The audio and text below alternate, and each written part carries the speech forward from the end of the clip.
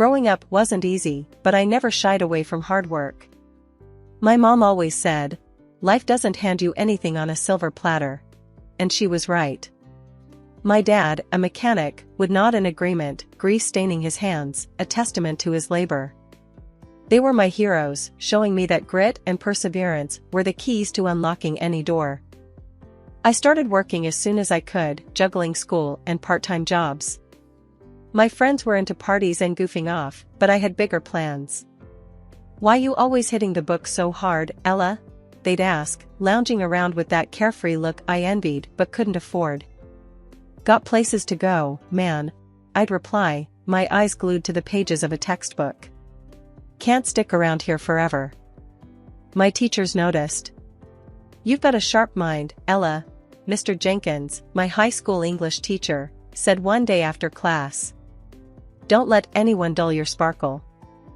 "Thanks, Mr. J," I replied, the praise fueling my drive. I wasn't just aiming to get out, I was aiming high. High school was a blur of exams, work shifts, and a relentless determination. When I landed a spot in the special program at the state college, it felt like the universe finally tipping its hat to me. "You did it, kiddo," my mom said, her eyes misty. "Knew you would." College was a different ballgame. I studied psychology, fascinated by the human mind. I wanted to understand people, help them navigate their messes. It wasn't long before I started interning, getting a feel for the real deal. After graduation, I landed a job at a community health center, working as a psychologist. My focus was children and their families, each case a new puzzle to solve. The work was tough, emotionally draining, but seeing a kid smile after a session, or a parent breathe easier, made it all worth it. Then there was this one case that got to me. An 11-year-old girl with pyromania, Emily. Her mom, Marissa, a single parent, was at her wit's end. "I don't know what to do with her anymore," she confessed during one session, the desperation in her voice hitting me hard. "Her dad's a deadbeat, never been around. I'm all she's got." "We'll work through this," I assured her, though some nights I'd lie awake, wondering if I was cut out for this. One evening, after a particularly long day, I met up with a couple of friends at a local diner. "You look beat," said Mike, a childhood friend who knew me inside out. "Yeah, it's been a day," I sighed, stirring my coffee. "That's why you gotta lighten up, have some fun," he chided, his tone light but concerned. "Fun's a luxury I can't afford," I quipped, half joking, half serious. "Got a world to change, remember?" The sessions with Emily suffering from pyromania were intense and draining. From the get-go, she was a tough nut to crack, arms folded, eyes darting around the room, avoiding mine. It wasn't just the fire setting, it was the why behind it that we needed to uncover. "Mom's always with her boyfriends. Doesn't really see me, you know?" Emily blurted out one session, her guard momentarily down. Her voice was a mix of anger and hurt, a potent cocktail that explained a lot. "That must feel pretty lonely," I said, keeping my voice steady, trying not to spook her. "Whatever," she shrugged, but her eyes were watery. "It's just how it is." We worked hard, session after session, peeling back the layers of neglect and anger. It was a slow process, but we were making headway. Her mom, always hurried, barely made eye contact during drop-offs and pickups. "We're doing the best we can," she'd say, but her daughter's eyes told a different story. In the midst of this, my own life took an unexpected turn. Late one night, fueled by caffeine and a need for something other than case notes and therapy sessions, I found myself exploring the world of online dating. "Why are you doing this?" I muttered to myself, second-guessing as I clicked through profiles. It felt like shopping for humans, which was both bizarre and slightly thrilling. Then, I saw him. His profile was intriguing, not the usual run-of-the-mill stuff. He liked jazz, had a thing for old movies, and, according to him, made a mean spaghetti bolognese. Why not? I thought and swiped right. The ding of a match was almost instantaneous, followed by a message. "Hey, Ella, I see you're into psychology. Planning to analyze me?" he teased. I chuckled, typing back, only if you're lying about that bolognese. Our chat was easy, filled with banter and surprising depth. Before I knew it, we were arranging to meet. A romantic spot, he suggested. I know, just the place. The place he chose was a cozy little cafe, tucked away from the city's hustle. He was already there, waiting by a table with 2 cups of what I hoped was decent coffee. You made it, he smiled, standing up. He was taller than I expected, with a warmth that put me at ease. Wouldn't miss it, I managed, hoping my smile looked more confident than I felt. We talked for hours. It was one of those rare, effortless conversations that you don't want to end. He was fascinating, sharing stories of his travels, his work, and his love for jazz. What about you? He asked, genuinely interested. What drives you? Helping people, I said without hesitation. There's something about understanding the human mind, you know? Makes the world seem less chaotic. He nodded, his eyes reflecting a respect that made my heart skip a beat. That's impressive, he said earnestly. As the evening wound down, he walked me to my car. I had a great time tonight, he said, his voice soft in the dim light. Would you be interested in doing this again? I nodded, my heart racing. I'd like that. Great, he smiled, his eyes crinkling in a way that made my knees weak. I'll call you, Ella. And he did. 1 date turned into 2, then 3, and before I knew it, I was in 2 deep. He was different from anyone I'd ever met. He listened, really listened, and made me feel seen in a way I hadn't realized I was missing. 6 months flew by, and one night, as we watched the stars from his rooftop, he asked me to marry him. It was sudden, crazy even, but it felt right. Yes, I whispered, the city lights twinkling below us like a promise of something new and terrifyingly beautiful. My friends were skeptical. Are you sure about this? Mike asked one evening, his concern palpable. You've only known him for a short while. I've never been sure of anything, I replied, my decision firm. I was ready to start this new chapter, to explore this unexpected connection that had blindsided me in the best possible way. Life took a quaint turn right after we said, I do. My husband, with his steady job, was raking in enough dough to keep us comfy, cozy even. He came up with this idea, kind of out of the blue. How about you cut down on the work hours, babe? Just focus on us, the house, make it a real home, he suggested one evening, his eyes all lit with hope. At first, the thought rattled me. Work wasn't just a job, it was where I felt I made a difference. But then, watching him, so earnest and full of plans, I warmed up to it. Could be nice, I thought. Playing the devoted wife, diving into this new role head-on. Why not? I'm in, I told him, leaning across the dinner table, the candlelight flickering between us. Let's give this traditional gig a whirl. He was over the moon. You won't regret this, I promise. We'll have the perfect life, you'll see. And so, I dialed back at the clinic, from full throttle to a gentle cruise. Days filled with clients and cases turned into mornings of leisure and afternoons of domestic adventures. I found joy in the little things, like mastering his grandmother's lasagna recipe or finally getting around to redecorating the guest room. It was a novel experience, this playing house, and for a fleeting moment, it was bliss. Look at you, Ella, all homemaker and stuff, my friend Linda teased over a cup of coffee one afternoon. Never thought I'd see the day.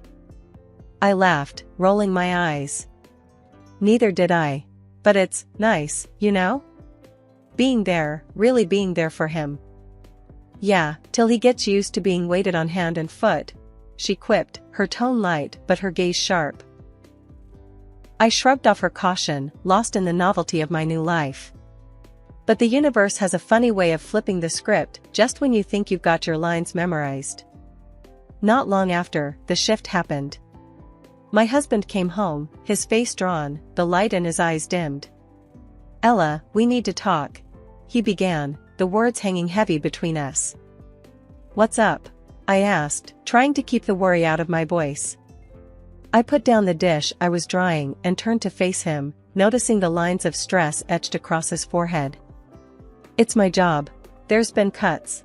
My hours, my pay, it's all been slashed, he confessed, finally meeting my gaze. The despair in his eyes was something I hadn't seen before. My heart sank. Okay, we can work through this, I said, more to convince myself than him. I'll pick up more hours at the clinic. We'll cut back on some stuff. It'll be tight, but we can manage. He nodded, looking somewhat relieved, but the tension between us didn't dissipate with the decision. If anything, it marked the beginning of a change that neither of us had anticipated. The following weeks were a blur of work, stress, and silent dinners. My return to full-time hours meant dealing with more cases, more responsibilities, and less time at home. The balance we had found, the rhythm of our life together, was thrown off kilter. "You're always at work, Ella," he complained one evening, his tone sharper than I'd expected. "When you are home, you're too tired to even talk." I bristled at the accusation. "Well, someone's got to keep us afloat," I shot back, my fatigue boiling over into frustration. "I don't see you jumping to find a solution." One day, coming home later than usual, I found him on the couch, the TV blaring some show he wasn't watching. The house was a mess, dishes piled up, and it looked like no effort had been made to do anything. My patience, worn thin by a long day of back-to-back sessions, snapped. "This place is a mess. Do you even care anymore?" I asked, frustration boiling over. He turned off the TV and stood up, his expression darkening. "Why should I? It's not like you're ever here to see it." That hurt. More than the mess, more than the tired arguments. It was the indifference, the resignation in his voice, that cut me the deepest. "We agreed to this. We agreed that I would work more to help us through," I reminded him, my voice trembling with emotion. "Yeah, well, maybe that was a mistake," he retorted, his words like a slap in the face. Things started to get real weird at home. My husband began changing. Coming home late, smelling like he'd bathed in a perfume store. I tried to brush it off, telling myself, "Nah, he's just stressed from work." But deep down, I knew something was up. One night, he came home later than usual, reeking of some fancy perfume. "Where've you been?" I asked, trying to keep my voice steady, but it trembled anyway. "Work, where else?" He avoided my gaze, heading straight to the shower. "Since when does work smell like a flower shop?" I muttered to myself. That night, I couldn't sleep. The bed felt too big, his excuses too thin. The next evening, when he came home late again, I decided to confront him. "This has to stop," I said, blocking his path to the shower. "What's got into you?" He tried to sidestep me, but I stood my ground. "The late nights, the smells, the lies. What's going on?" My voice cracked, betraying my attempt at toughness. He sighed, a sound of defeat. "It's just work, Ella, okay? Things are complicated." "Complicated how?" "You're smelling like someone else's perfume." I shot back, anger rising. He didn't respond, just shrugged and said he was tired, walking past me. But I wasn't about to let it go. The doubts, the suspicions, they were eating at me. I had to know the truth. The decision came easy, but felt heavy all the same. I called a private investigator the next day. "I need to know what my husband's up to," I told the voice on the other end, feeling like a traitor for even saying it out loud. The PI was all business. "We can start tailing him tomorrow." "It'll cost you, though." "Do it," I said without hesitation. Money was tight, but I needed peace of mind more than I needed cash. The waiting was the hardest part. Every time he left the house, I wondered if he was meeting her. Whoever she was. And every time he came back, acting like nothing was wrong, I felt more like a fool. It was 2 weeks of agony before the PI got back to me. "Got something you'll want to see," he said, his voice grim. We met in a coffee shop, the kind of place you'd never look twice at. He slid a folder across the table to me. The photos inside made my heart stop. There he was, my husband, all smiles and laughs with a woman I recognized instantly, Marissa, the mother of one of my young clients dealing with pyromania. Her daughter, Emily, had been coming to me for months. To see her mom entwined with my husband, it was a gut punch. But the next detail the PI shared knocked the wind out of me. Your husband's lady friend? She's set to marry some young bartender in a few months. I couldn't believe it.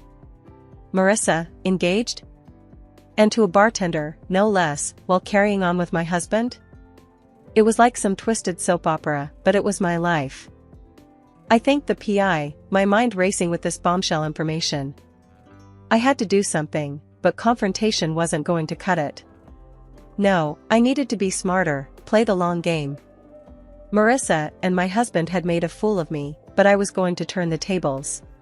The day started off like any other, but when that phone call came in, I could tell something was off. He was all hasty, grabbing his things, and muttering about being called into work. At this hour? I quizzed him, eyebrow raised. Yeah, emergency at the office, he replied, not quite meeting my eye. I let on like I bought it, nodding and watching him rush out. But instead of heading back to my evening plans, I followed him. Something deep in my gut told me this emergency was anything but. His car led me straight to an apartment building, not exactly your typical late-night office scene.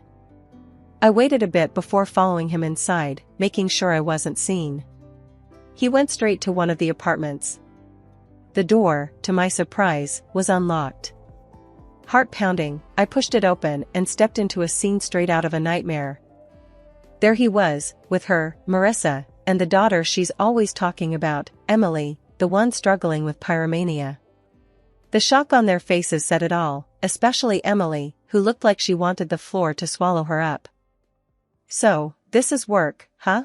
I couldn't help the sarcasm dripping from every word. He went pale, a guilty man, caught in the act. He started rambling, something about this being his ex-fiancée and the kid being his. I almost laughed at the absurdity. So, you're playing house with your family now? And I'm supposed to be okay with this? He had the gall to suggest we keep things as they were. That he didn't want a divorce, liked things just fine with me taking care of the home, but he wasn't about to give up his little side family. I stared at him, incredulous. You can't be serious. You think you can have your cake and eat it too? That I'd just stand by while you play dad to another woman's kid? Marissa was silent, a deer caught in headlights, and Emily, the girl, looked torn between wanting to disappear and wanting to scream. I turned to Marissa, my gaze sharp. And you gonna spill the beans, or should I? Marissa's face drained of color, her eyes wide with panic. My husband, clueless, looked from her to me. What truth? He demanded, a note of fear creeping into his voice. I laid it all out, each word deliberate, reveling in the unveiling of the sordid web of lies.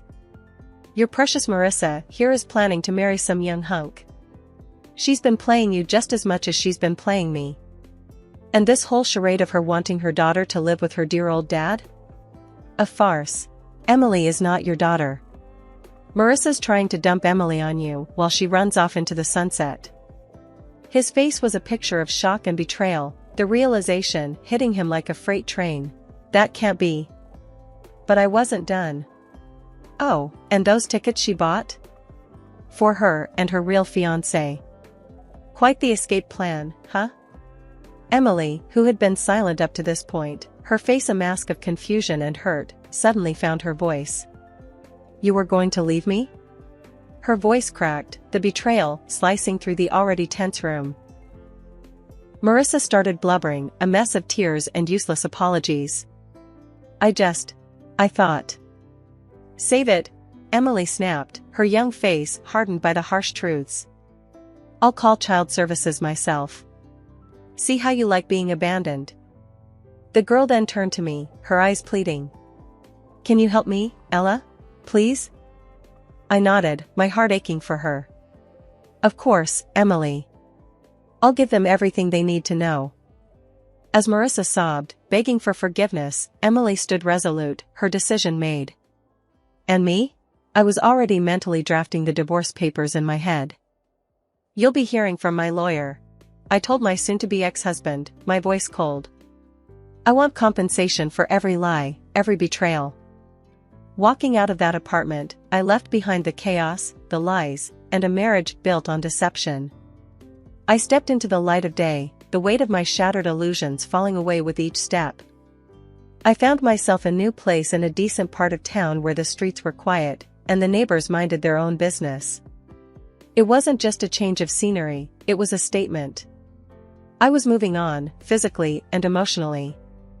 The day I signed the lease on that apartment, I felt a weight lift off me. The divorce was a battle, make no mistake.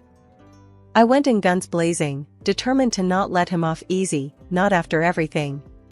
Either way, I walked out of that courtroom with a substantial chunk of financial compensation. For the cheating and the treason, my lawyer had said, almost like we were discussing a crime novel instead of my failed marriage. Sitting in my new kitchen, surrounded by unpacked boxes, Linda came over with a look that said she meant business, but also had a softness in her eyes. She dumped a greasy takeout bag on the table and flopped down on a chair. "You did good, Ella," she said, her voice firm, yet gentle. "Really good." I cracked a smile, tired but genuine. "Yeah, I guess I did, didn't I?" It felt odd, acknowledging that I'd come out on top in some way, considering everything. We sat down, surrounded by the remnants of my old life, sipping coffee and munching on donuts. "So," Linda started, her tone shifting, "what's next for you?" I paused, a donut halfway to my mouth. "I've been thinking about that a lot. I want to help people who've gone through the same thing. I've been thinking of starting a support group. No one should have to face this kind of betrayal alone." The conversation turned to lighter topics, but the idea of the support group stayed with me. It felt right, like the path I was meant to take. In the weeks that followed, I threw myself into my work and the development of the support group. The day of the first meeting arrived. I was a bundle of nerves, worrying no one would show up, that my efforts would be in vain. But as the clock struck the hour, people started to trickle in, each face telling a story of pain but also of resilience. "We're all here because we've been lied to, betrayed by the ones we trusted most," I began, my voice steady despite the butterflies in my stomach. "But we're also here because we're survivors. And together, we're going to help each other heal and move forward." Nods of agreement met my words, and as the meeting went on, stories were shared, tears were shed, but laughter also echoed through the room. It was the beginning of something special, a community of wounded souls coming together to find strength in their shared experiences. After all the drama, the dust finally settled. Marissa, that woman who nearly wrecked what I had, lost her rights to Emily. The court slapped her with a hefty fine, money that went straight to Emily's care. The kid ended up in a decent shelter, a place where she could get the help she needed without the shadow of her mom's mess hanging over her. And through it all, Emily and I, we kind of found each other. Started off with me continuing her sessions, helping her deal with her pyromania. But it turned into more than that. We became friends, sharing laughs and dreams in between the serious talk. Emily Sharp reminds me a lot of myself when I was her age. She's got this hunger for knowledge, says she wants to dive into psychology when she hits college. Wants to make sense of the world, maybe help folks not get so lost in it like her mom did. As for me, I'm taking a leap too. Planning to open my own psychological practice. It's been a dream for a while, and now, with everything that's happened, it feels like the right time. A place where I can do some good, offer a beacon to those adrift in their own storms. It's funny, you know, how life throws you these curveballs. My marriage falling apart was one of the hardest things I've ever had to face.